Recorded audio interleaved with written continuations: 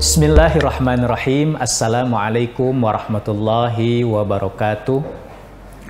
Alhamdulillahirabbil alamin. Wassalatu wassalamu ala asyrafil anbiya'i wal mursalin wa ala alihi wa ashabihi ajma'in. Asyhadu an la ilaha illallah wahdahu la syarikalah wa asyhadu anna Muhammadan abduhu wa rasuluhu la nabiyya ba'dah. Allahumma salli wa sallim wa barik ala sayyidina Muhammadin wa sallim radhiyallahu ta'ala an kulli sahabati rasulillahi ajma'in. Amma ba'd.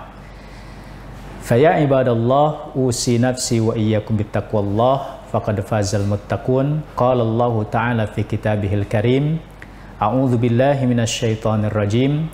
Ya ayyuhalladzina amanu taqullaha wa qulu qawlan sadida yuslih lakum a'malakum wa yaghfir lakum dzunubakum wa may yuti'illaha wa rasulahu faqad faza fawzan 'azima. Pemirsa sahabat The Fikr TV yang dimuliakan Allah Subhanahu wa taala, alhamdulillah berjumpa kembali dengan kami dalam materi Tazkiyatun Nafs.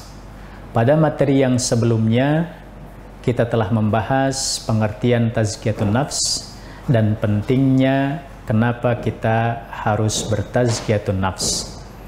Alhamdulillah, pada kesempatan kali ini kita bersama-sama belajar, mendengar kajian. Semoga kita semua dalam lindungan Allah Subhanahu wa taala, meskipun di tengah-tengah pandemi yang masih mewabah di wilayah kita ataupun di negara kita atau di seluruh dunia, akan tetapi mudah-mudahan kita semua dalam lindungan Allah Subhanahu wa taala. Dan salawat beserta salam semoga tercurahkan kepada suri tauladan kita, habibana wa nabiyana Muhammad sallallahu alaihi wasallam, sang qudwah hasanah, contoh tauladan yang patut kita contoh dari berbagai sendi kehidupannya, sehingga kita menjadi umatnya yang dicintainya dan kita mendapatkan syafaat uzmanya atas izin Allah Subhanahu wa taala. Amin ya rabbal alamin. Baiklah, sahabat The Fikr TV yang dimuliakan Allah Subhanahu wa taala, pada pertemuan yang lalu yang saya sudah sampaikan tadi, kita telah membahas pengertian tazkiyatun nafs. Apa itu tazkiyatun nafs? Ya, yaitu proses pensucian jiwa. Tazkiyatun nafs, proses pensucian jiwa, pembersihan jiwa, tathirun nafs, wa tasfiyatuha, dan juga proses pensucian jiwa kita dari berbagai macam perbuatan-perbuatan buruk atau kemaksiatan kepada Allah Subhanahu wa taala, kemudian wa tahalliha, dan mengisinya jiwa kita dengan perbuatan-perbuatan baik atau ketaatan-ketaatan kepada Allah Subhanahu wa taala, dan juga dengan amal soleh yang lainnya. Nah, kemudian apa pentingnya kita bertazkiyatun nafs? Sangat penting sekali, karena yang sudah kami sampaikan sebelumnya, bahwasanya tazkiyatun nafs ini merupakan perintah dari Allah Subhanahu wa taala dan juga Nabi Shallallahu alaihi wasallam. Di beberapa ayat Allah Subhanahu wa taala menyampaikan seperti dalam ayat qad aflaha man zakkaha wa qad khaba man dassaha, ya. Dan juga Nabi Shallallahu alaihi wasallam menyampaikan bahwasanya ada 3 golongan orang yang akan merasakan nikmatnya hidangan keimanan. Salah satu di antaranya adalah mereka yang senantiasa mensucikan jiwanya. Dan ada seorang yang berkata kepada Nabi, wa ma tazkiyatun nafs, apa itu tazkiyatun nafs? Dan Nabi sallallahu alaihi wasallam bersabda, ayya'lamallah haitsu kana. Dia tahu, dia merasakan Allah Subhanahu wa taala hadir dimanapun dia berada. Nah, ini daripada pentingnya kita bertazkiyatun nafs. Yang pertama adalah Allah memerintahkan kepada kita untuk bertazkiyatun nafs. Yang kedua, bahwasanya tazkiyatun nafs ini sangat penting karena memang salah satu di antara misi para nabi kita, misi para rasul, ya, adalah untuk mentazkiyah umatnya, ya. Huwallazi ba'atsa fil ummiyina rasulan minhum yatlu 'alaihim ayatihi wa yuzakkihim. Nah, dan mensucikan mereka dari perkara-perkara yang tidak baik.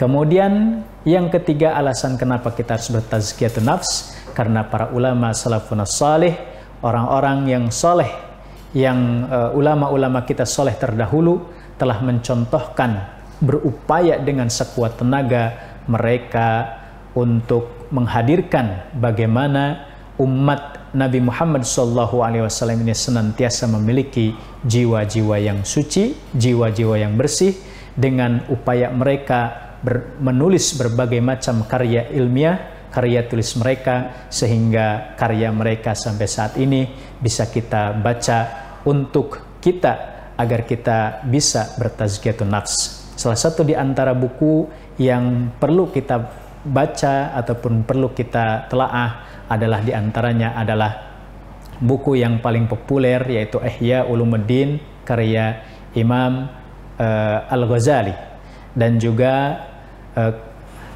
Madarijus Salikin karya Imam Ibnul Qayyim Al-Jauziyah, dan kitab-kitab yang lainnya insya Allah dapat kita baca, ya, untuk agar kita memiliki hati yang bersih.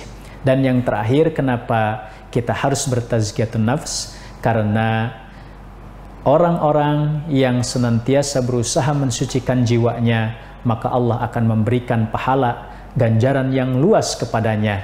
Ya, qad aflaha man zakkaha, dan telah beruntung, telah bahagia, beruntung dan bahagia bagi orang-orang yang senantiasa mensucikan jiwanya. Itulah materi kita pada kesempatan yang lalu telah kita sampaikan, yaitu definisi daripada tazkiyatun nafs dan juga kenapa kita harus bertazkiyatun nafs.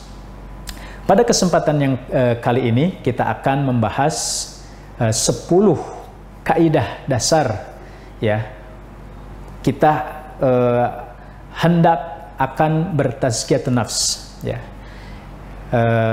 Perlu diketahui sahabat The Fikr TV yang dimuliakan Allah Subhanahu wa taala, manusia dikatakan hidup karena memang memiliki dua unsur dalam penciptaannya, yaitu unsur jasad dan unsur ruhani, ya. Kalau hanya manusia memiliki jasad kemudian tidak ada ruhnya, maka dia dikatakan mayit ataupun jenazah. Sebaliknya, jika manusia hanya memiliki unsur ruh dan tidak memiliki jasad, bisa jadi, ya, dia dikatakan makhluk lain, makhluk gaib, ya. Sedangkan kita adalah makhluk kasar yang hidup di alam dunia ini, bisa terindra oleh siapapun di antara kita. Oleh karena itu kita memiliki dua unsur yang penting, yaitu ruh dan jasad. Namun sahabat The Fikr TV yang dimuliakan Allah Subhanahu wa taala, unsur yang paling utama yang menjadikan manusia ini hidup di alam dunia adalah Allah meniupkan ruh ke dalam jasad tersebut, ya. Ruh ini bersumber dari Allah Subhanahu wa taala yang maha suci, kemudian bersatu dengan jasad, jadilah nafs. Jadilah nafs. Nafs itu sendiri nanti Allah ilhamkan kepada nafs itu, fa'alhamaha fujuraha wa taqwaha. Allah mengilhamkan keburukan kepada nafs itu, dan juga Allah mengilhamkan ketakwaan kepada nafs itu. Maka kata Allah Subhanahu wa taala, qad aflaha man zakkaha. Bagi siapa yang senantiasa mensucikan jiwanya, karena ruh itu berasal dari Allah Subhanahu wa taala yang suci, maka dia harus menjaga kesucian ruh itu. Ketika ruh itu bergabung dengan jasad menjadi nafs, maka dia telah beruntung, telah bahagia dunia maupun akhirat. Akan tetapi sebaliknya, bagi siapa yang merendahkan, menghinakan, mengotori jiwanya, di mana Allah tiupkan ruh ke dalam jasadnya, yang ruh itu bersumber dari Allah yang maha suci, kemudian bergabung dengan jasad menjadi nafs, akan tetapi manusia mengotori nafs itu, mengotori ruh itu yang ada di dalam jasad kita dengan berbagai macam keburukan, maka Allah Subhanahu wa taala berfirman, wa qad khaba man dassaha, dan sungguh merugi orang-orang yang telah mengotorinya ataupun orang-orang yang telah merendahkan daripada ruh yang Allah tiupkan ke dalam jasadnya itu. Pemirsa dari Fikr TV yang dimuliakan Allah Subhanahu wa taala, oleh karena itu apa yang harus kita lakukan agar nafs kita, jiwa kita senantiasa dalam keadaan suci, mulai dari Allah tiupkan sampai nanti kita kembali kepada Allah Subhanahu wa taala dengan jiwa yang suci, jiwa yang tenang, ya. Maka ada 10 kaidah dasar. 10 dasar untuk kita memulai daripada pensucian jiwa kita. Hal ini disampaikan oleh Syekh Abdul Razak bin Abdul Muhsin Al-Badri hafizahullahu ta'ala. Beliau menyebutkan ada 10 kaidah. Ada 10 kaidah bagi umat Islam, bagi orang-orang yang beriman untuk memulai dalam pensucian jiwanya. Yang pertama, sahabat fikir yang dimuliakan Allah Subhanahu wa taala, kaidah yang pertama yaitu at-tauhid aslun ma tuzakku bihi an-nufus. Kaidah yang paling utama dalam bertazkiyah nafs ini adalah tauhid, ya, mengesahkan Allah Subhanahu wa taala. Karena at-tauhid huwal ghayah allati min ajliha khalaqanallah. Karena tauhid itu adalah salah satu maksud diciptakannya makhluk Allah Subhanahu wa taala.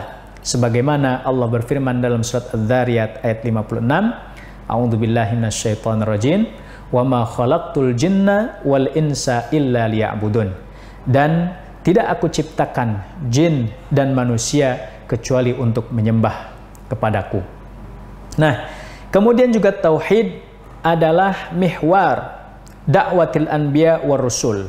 Inti poin daripada misi para nabi dan rasul diutusnya ke muka bumi ini adalah untuk menegakkan kalimat tauhid, ya. Sebagaimana Allah berfirman dalam surat An-Nahl ayat 36, walaqad ba'atsna fi kulli ummatin rasulan an i'budullaha wajtanibut taghut.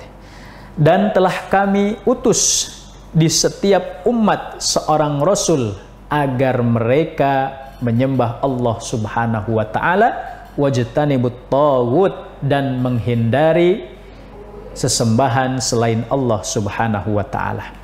Juga jamaah sahabat The Fikr TV yang dimuliakan Allah Subhanahu wa taala, tauhid itu juga merupakan hal yang paling utama, ya, yang harus dilakukan oleh seseorang yang ingin masuk ke dalam agama Islam, ya, dengan bersyahadat, dengan mengucapkan asyhadu alla ilaha illallah.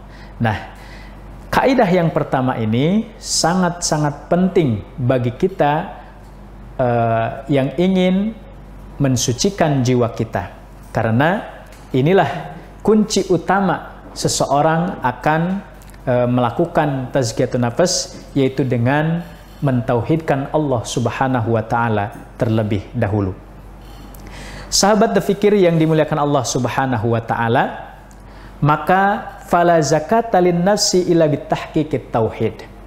Tidak akan mungkin tazkiyatun nafs itu terjadi atau dilakukan oleh seseorang kecuali dia memiliki ketauhidan kepada Allah Subhanahu wa taala yang benar, ya, ibadah kepada Allah yang benar, dan ikhlas beramal hanya mengharap keridhaan Allah Subhanahu wa taala. Sebaliknya, wala zakata lin nafsi illa bitakhlisiha minasyirki bijami anwa'ihi. Dan tidak dikatakan seseorang sedang bertazkiyatun nafs kecuali dia sudah menghilangkan kesyirikan-kesyirikan dalam dirinya, baik kesyirikan yang besar ataupun yang kecil, ya, yang mana kesyirikan itu merupakan pembatalan daripada keimanan seseorang kepada Allah Subhanahu wa taala. Ini yang pertama, sahabat The Fikr TV yang dimuliakan Allah, kunci yang paling utama untuk kita bertazkiyatun nafs adalah mentauhidkan Allah Subhanahu wa Ta'ala. Kemudian kunci yang kedua, kaidah yang kedua, menurut Syekh Abdul Razak bin Abdul Muhsin Al-Badri mengatakan, ad-du'a miftahu zakatin nufus. Kunci yang kedua adalah berdoa. Karena doa adalah kunci dari kita bertazkiyah, ya, atau mensucikan jiwa kita. Fad-du'a min afdalil ibadat indallah. Doa itu merupakan salah satu di antara ibadah yang paling afdal, ya, kepada Allah Subhanahu wa Ta'ala. Kenapa? Karenanya li'anna fihi idharon lil ajazi wal iftiqari wat tadalluli wal inkisar. Karena doa itu pertama dia mengandung, ya, menampakkan kehinaannya, menampakkan kelemahannya di hadapan Allah Subhanahu wa Ta'ala. Kemudian yang kedua, dalam doa tersebut juga ada al-i'tiraf, pengakuan, mengakui akan kekuatan Allah Subhanahu wa Ta'ala, wa qudratihi, dan kemampuannya, wa ginahu, dan kemahakayaannya, ya, dalam memberikan berbagai macam permasalahan yang kita miliki, memberikan berbagai macam solusi yang kita miliki, ataupun memberikan berbagai macam yang kita inginkan kepada Allah Subhanahu wa Ta'ala. Karena dengan doa ini, sahabat The Fikr TV yang dimuliakan Allah Subhanahu wa Ta'ala, Allah Subhanahu wa Ta'ala menjanjikan bagi siapa yang berdoa kepada Allah Subhanahu wa Ta'ala, maka Allah akan ijabah, Allah akan kabulkan segala macam permintaannya. Sebagaimana Allah berfirman dalam surat Ghafir ayat 60, wa qala rabbukum ud'uni astajib lakum. Dan katakanlah bahwasanya rabbukum ud'uni, wa qala rabbukum ud'uni, dan berdoalah, dan katakanlah, dan Allah berkata, ya, ud'uni, berdoalah kepadaku, mintalah kepadaku, astajib lakum, niscaya aku akan mengabulkannya. Nah, ini kunci yang kedua daripada tazkiyatun nafs, yaitu banyak-banyak berdoa. Dan di antara doa yang diajarkan oleh Nabi Shallallahu Alaihi Wasallam agar kita memiliki jiwa yang suci, jiwa yang bersih adalah sebagaimana masyhur doa tersebut, yaitu Allahumma ati nafsi taqwaha wa zakkiha anta khairu man zakkaha anta waliyuha wa maulaha. Ya Allah, berikanlah jiwaku ketakwaan dan sucikanlah dia, sesungguhnya Engkau sebaik-baik yang mensucikan jiwa, dan Engkau yang memberikan pertolongan dan yang menguasai jiwa tersebut. Kemudian doa yang kedua yang sering dipanjatkan oleh Nabi Shallallahu Alaihi Wasallam untuk mensucikan jiwanya, untuk membersihkan hatinya, yaitu ya muqallibal qulub tsabbit qalbi ala dinik. Wahai yang membolak-balikan hati, tetapkanlah hatiku dalam agamamu. Ini sahabat The Fikr TV yang dimuliakan Allah Subhanahu wa Ta'ala, kaidah yang kedua yaitu perbanyak berdoa. Kaidah yang ketiga, al-qaidah ats-tsalitsah, Syekh Abdul Razak bin Abdul Muhsin Al-Badri mengatakan, al-qaidatu ats-tsalitsah, Al-Quran Al-Karim manba'ut tazkiyah wa ma'inuha. Bahwasanya Al-Quran Al-Karim merupakan sumber bagi kita untuk bisa bertazkiyah nafs, ya. Sebagaimana Allah Subhanahu wa Ta'ala berfirman dalam surat Yunus ayat 57, A'udzubillahi minasyaitonir rajim, ya ayyuhan nas qad ja'atkum mau'idatum mir rabbikum wasyifaa'un lima fis sudur wa hudaw wa rahmatul lil mu'minin. Hai manusia, telah datang kepada kalian mau'idah, nasihat, peringatan mir rabbikum dari Tuhanmu, wasyifaa'ul lima fis sudur dan penawar obat apa yang ada dalam hati kalian, wahudaw wa rahmatul lil mu'minin, juga sebagai petunjuk dan rahmat bagi orang-orang yang beriman. Sahabat Fikir TV yang dimuliakan Allah Subhanahu wa taala, Imam Ibnul Qayyim Al-Jauziyah mengomentari ayat ini bahwasanya Al-Qur'an huwa syifa'ut tam, bahwasanya Al-Qur'an itu merupakan penawar yang sempurna, obat yang paling mujarab. Untuk apa? Min jami'il adawa'il qalbiyah wal badaniyah, dari segala macam penyakit hati maupun penyakit badan, wa adwa'id dunya wal akhirah, dan juga dari segala macam penyakit dunia maupun akhirat. Jadi sahabat yang dimuliakan Allah Subhanahu wa taala, bahwa kaidah yang ketiga agar kita dapat bertazkiyah nafas adalah senantiasa kita bertilawah Al-Quran, agar Al-Quran menjadi penawar bagi kita. Kemudian kaidah yang berikutnya adalah kaidah yang keempat, bahwasanya dalam bertazkiyatun nafas kita harus ittikhadul uswah wal qudwah. Kita harus mengambil teladan, ya. Siapa yang kita teladani agar kita bisa bertazkiyah nafas? Tentu yang kita teladani adalah Nabi kita Muhammad sallallahu alaihi wasallam. Sebagaimana firman Allah, laqad kana lakum fi rasulillahi uswatun hasanah liman kana yarjullaha wal yawmal akhir wa dzakarallaha katsira. Telah ada pada diri Nabi sallallahu alaihi wasallam uswah hasanah, yaitu suri tauladan yang baik bagi siapa yang mengharap Allah Subhanahu wa taala dan juga mengharap datang yaumil akhir, dan senantiasa dia mengingat Allah Subhanahu wa taala. Dan yang terakhir pada bagian ini, bahwasanya kaidah yang kelima untuk kita bertazkiyatun nafas adalah at-tazkiyah takhliyatun wa tahliyah. Inti daripada tazkiyah ini adalah takhliyah wa tahliyah, yaitu mengosongkan jiwa kita, membersihkan jiwa kita, takhliyah dari segala macam perbuatan atau sifat-sifat yang tidak terpuji, dan juga mengisinya, yaitu tahliyah jiwa kita dengan sifat-sifat yang terpuji, kemudian dengan amal-amal soleh yang lainnya. Sebagaimana Allah Subhanahu wa taala berfirman dalam surat At-Taubah ayat 103, khudh min amwalihim shadaqatan tutahhiruhum wa tuzakkihim biha wa sholli alaihim.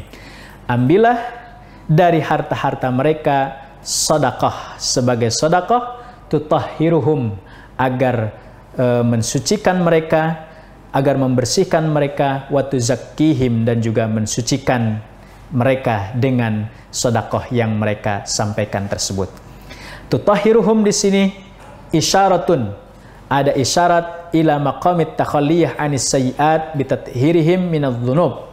Ada isyarat bahwasanya kita harus mengosongkan jiwa kita, membersihkan jiwa kita dari perbuatan-perbuatan buruk dengan mensucikannya dari segala macam dosa. Dan yang kedua, tazkihim wa tuzakkihim, yaitu isyarat di mana kita harus tahalliyah, mengisi jiwa-jiwa kita dengan bil fadaili wal hasanat, dengan kemuliaan-kemuliaan dan juga kebaikan-kebaikan dan amal-amal soleh yang diridhoi oleh Allah Subhanahu wa taala, dan juga yang sesuai apa yang dituntunkan oleh Nabi kita Muhammad sallallahu alaihi wasallam. Ini sahabat The Fikir TV yang dimuliakan Allah Subhanahu wa taala. Bagian yang pertama ini 5 kaidah dasar untuk kita bisa bertazkiyatun nafs. Mudah-mudahan bermanfaat. Kita lanjutkan pada bagian berikutnya. Saya akhiri dengan wabillahi taufiq wal hidayah. Wassalamualaikum warahmatullahi wabarakatuh.